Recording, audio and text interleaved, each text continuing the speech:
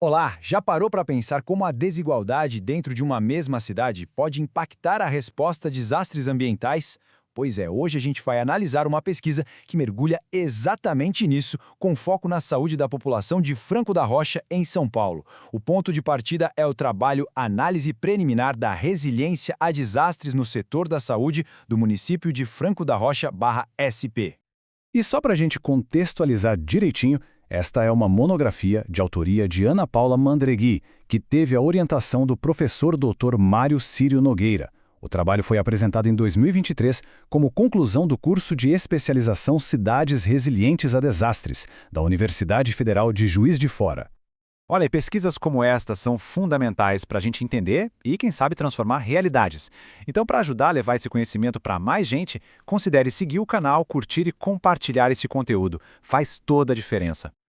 Então, como vai ser nossa análise? A gente começa entendendo o objetivo do estudo, depois vamos conhecer o cenário de Franco da Rocha, detalhar a comparação entre dois territórios bem diferentes, mergulhar nos resultados que mostram essa desigualdade e, por fim, fechar com as conclusões e o reconhecimento do trabalho.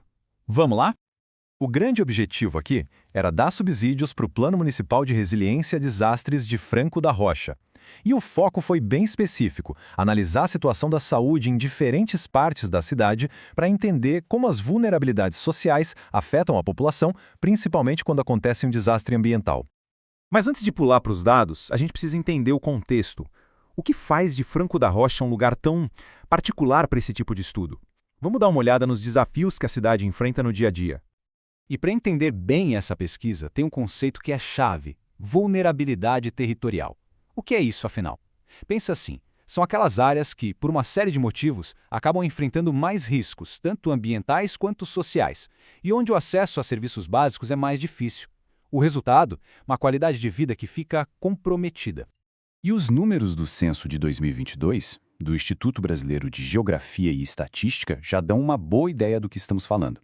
A cidade tem quase 145 mil habitantes, um salário médio de 2 salários mínimos e meio, mas olha só o dado que realmente acende o alerta.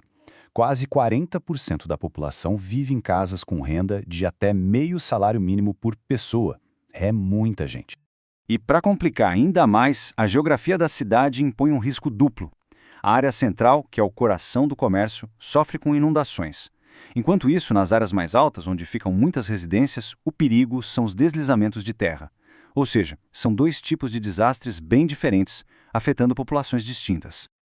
Então, para entender essa complexidade, a pesquisa usou uma estratégia muito inteligente. Ela comparou duas áreas com realidades completamente opostas, mas que ficam dentro do mesmo município.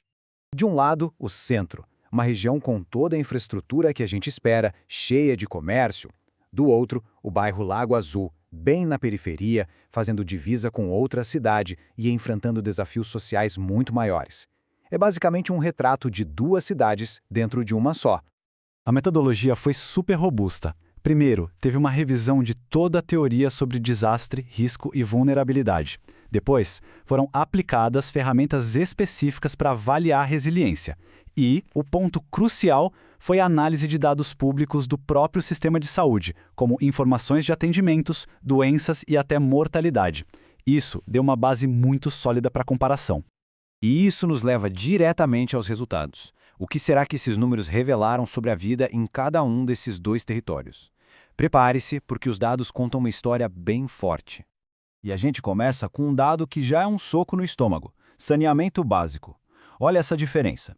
Enquanto no centro quase 98% das casas têm acesso à rede de esgoto, no Lago Azul esse número não chega a 60%. É uma disparidade que impacta diretamente a saúde pública. E a mesma desigualdade aparece no acesso à água potável. No centro, a grande maioria consome água tratada da rede. Já no Lago Azul, a situação é mais complexa, com gente usando água de poço sem tratamento. Agora, imagina o que acontece quando vem uma inundação. O risco de contaminação e de doenças dispara. A vulnerabilidade socioeconômica fica escancarada quando a gente olha os beneficiários de programas de transferência de renda. O número no Lago Azul é muito maior. Isso só confirma que a falta de infraestrutura anda de mãos dadas com uma maior fragilidade social e econômica. E claro, tudo isso desemboca na saúde da população. Essa tabela aqui resume o drama. No Lago Azul, a gente vê mais casos de doenças crônicas, como hipertensão e diabetes, e também mais registros de violência. E repare na inversão dos atendimentos, bem menos consultas médicas e muito mais consultas de enfermagem. É o retrato da falta de médicos na periferia. Certo. Com esse cenário todo pintado, o que a gente tira disso tudo? Vamos para as conclusões e as recomendações que a autora propõe. A própria autora resume a descoberta central de uma forma muito poderosa. Ela diz: a principal conclusão revelou a inegável realidade da vulnerabilidade da saúde em Franco da Rocha, enfatizando a necessidade de identificar as áreas geográficas vulneráveis como base para uma gestão participativa e interdisciplinar. É isso. E a partir disso, as recomendações são bem práticas. A ideia é fazer com que as secretarias de saúde e de defesa civil conversem mais, sabe? É preciso incluir a análise de risco de desastres no planejamento de saúde, resolver a falta de médicos na periferia, usar os dados locais para direcionar melhor os recursos e, muito importante, capacitar os agentes de saúde para que eles também possam identificar e alertar sobre os riscos ambientais. E agora a gente chega na parte final de reconhecimento e considerações sobre esta pesquisa tão importante. Um trabalho como este mostra na prática o papel essencial da pesquisa acadêmica. É ela que ajuda a promover a ciência, a ter uma gestão pública mais eficiente e a reduzir os riscos de desastres no Brasil. É um reflexo claro do compromisso da universidade em formar profissionais com visão crítica, ética e com capacidade de fazer a diferença na sociedade. Claro que aqui a gente fez uma síntese, né? Para quem quiser mergulhar de cabeça em todos os detalhes, a recomendação é forte. Consultem a monografia original. O link está disponível aqui na descrição. Vale muito a pena. E para fechar, fica uma reflexão no ar.